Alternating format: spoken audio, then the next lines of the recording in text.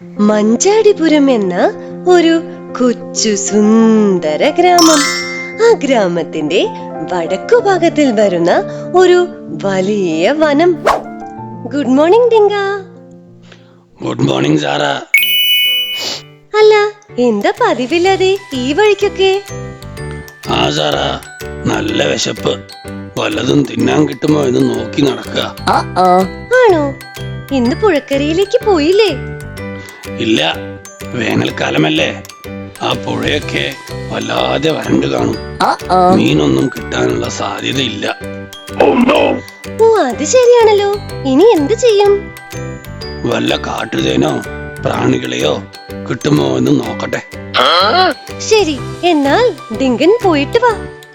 അങ്ങനെ ഡിങ്കൻ അവിടെ നിന്ന് ചെല്ലുന്നു.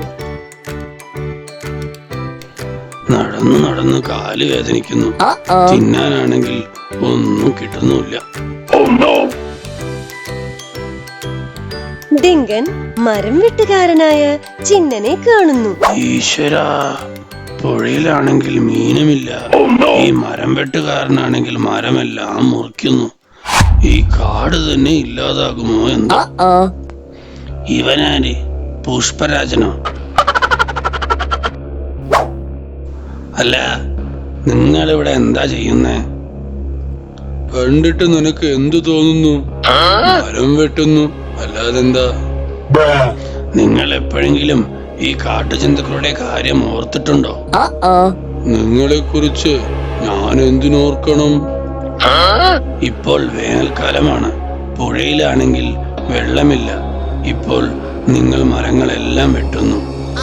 ഈ കാടിന്റെയും ഞങ്ങളുടെയും അവസ്ഥ എന്താകും? ഈ മരങ്ങളിലുള്ള പക്ഷികളെല്ലാം എങ്ങോട്ട് പോകും? കുറെ നേരമായി ഇങ്ങനെ സംസാരിച്ച് എന്റെ സമയം നീ നഷ്ടപ്പെടുത്തിയാൽ ജീവൻ വേണമെങ്കിൽ ഇവിടെ നിന്ന് ഓടി രക്ഷപ്പെട്ടോ.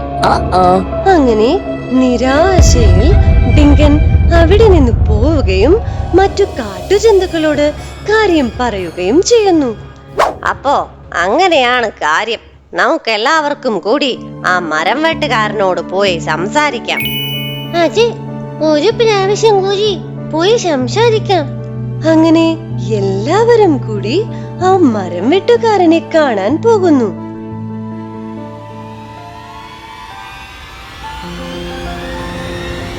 നിങ്ങൾ ഇങ്ങനെ മരങ്ങളൊക്കെ വെട്ടി മുറിച്ചാൽ ഞങ്ങൾ എവിടെ താമസിക്കും? നിങ്ങൾ ഇങ്ങനെ എന്നെ ശല്യം ചെയ്താൽ ഞാൻ കൂടുതൽ മരങ്ങൾ മുറിക്കും. അയ്യോ വേണ്ട, ഞങ്ങൾ പോയേക്കാം. ഇതിൽ വളരെ ദുഃഖിതരായി അവർ മടങ്ങുന്നു.